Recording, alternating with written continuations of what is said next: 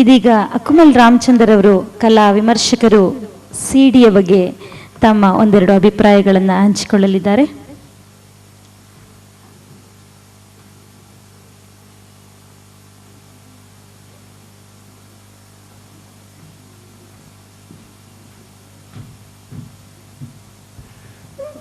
ನಮಸ್ಕಾರ. ಆಂಗ್ಲ ಭಾಷೆನಲ್ಲಿ ಮಾತಾಡ್ತೀನಿ, ಏನು ಅಡ್ಡಿಲ್ಲ. I hope so. I was fortunate enough to be invited by the chief patron of this event, Mr. Narayana Baabu, who founded Apple Blossom to promote culture in Karnataka and the rest of India. Now I got this phone call and said, you must come and listen to children rehearsing for a CD that I'm making in Kannada. And it's a young music director, Chinmay, and a very important writer in Kannada, Disoja, whose Kadambari or novel Girish Kasarwalli made famous on the screen. Dweepa, I think. And I was there, and I was not told how many hours I had to spend, but something told me that I better keep my entire day free. So each day for 2 days in succession, I had to spend more than 10 hours listening to mellifluous music created by Mr. Chinmay, wonderful lyrics, and the singing of these children. The most important thing, I mean, Kannadal maatadok barutte, ashtu chenaagi barodilla, but it's important for me to speak in English because some here may not really understand Kannada, and it's important for people outside Kannada to know about the significance of this event today and the CD. I have been brought up in different districts, several states in India.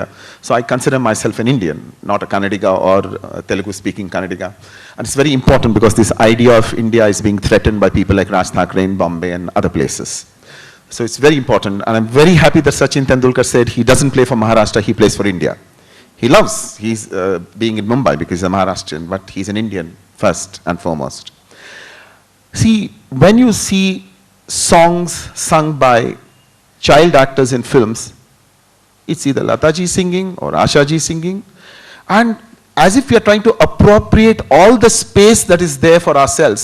And for the first time, I think, in India, we have a CD in Kannada, and I'm proud to be part of it in the sense I was at least a member of the audience listening to all these wonderful songs.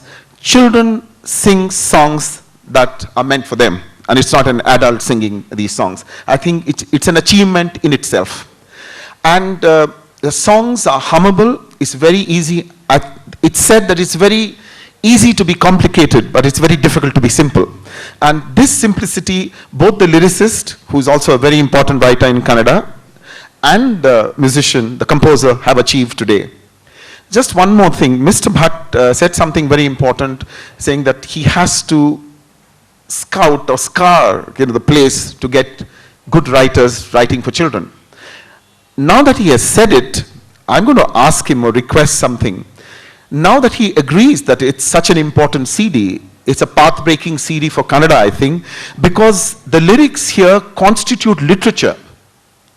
I mean, I can speak about it in English. There is one song that everybody forgot to mention, Yallavu Karina Parisaravu. I think that's also a fabulous song, a very kind of deftly handled by the music director. It's very soft. And that, I think, would also constitute a very important song for the CD. And I would even go as far as predicting that this would get several prizes or awards for everybody concerned. And I think, I'm not a soothsayer, but my gut feeling is that such a CD, very few people would have listened to or heard. Now, here Mr. Bhat plays a very important part because he's the editor of the largest selling daily in Karnataka, possibly in India also, a regional language or a national language daily. Now I think he might hate me for saying this, but it's a free country. It's his duty to give at least one full page in a supplement, a literary supplement, and get people to review this and write about this as to why this is such a landmark CD in Kannada. Now, if you don't do this, then don't blame people for not knowing about children's literature. See, we only put politicians on the front page. When are we going to have the courage to put this function and Mr. D'Souza and Chinmay on the front page? I mean, there are no laws against that. He knows that, and I know that. But is he going to do it?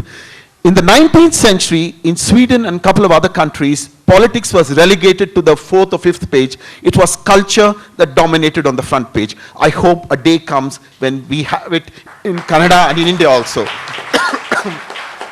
And last but not least, we have had some fantastic speakers.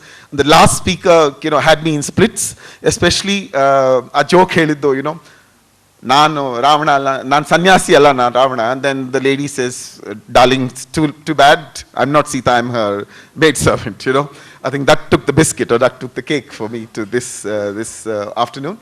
And I also want to take this opportunity of thanking somebody who's been kind of relegated a bit, because he's also very shy and he operates, somewhere else. That is Sri Narayana Babu. I met him many years ago, 25 years ago, in America, in Manhattan, Kansas, and he drove me 200 miles one way for me to catch the flight, although I was very well prepared to take the Greyhound bus. The rest is history, our meeting. I won't remind you about that. But he single-handedly financed a 10-week celebration of Polish culture, which happened here under the Time and Space Gallery. The host was Mrs. Aruna Sundarlal, the director of the Bangalore School of Music, and ably supported by Peter Abreu. And this is the second thing that he's doing for Karnataka in Canada, and I think Mechbeko Ivrige. And all power to Mr. Narayan Babu, who's made this event possible. And I think Karnataka would be failing in its duty if it fails to recognize its patrons. These are the real patrons, just not the mining barons. Thank you very much.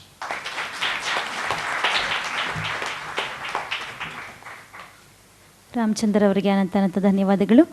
ಇದೀಗ ಬಣ್ಣ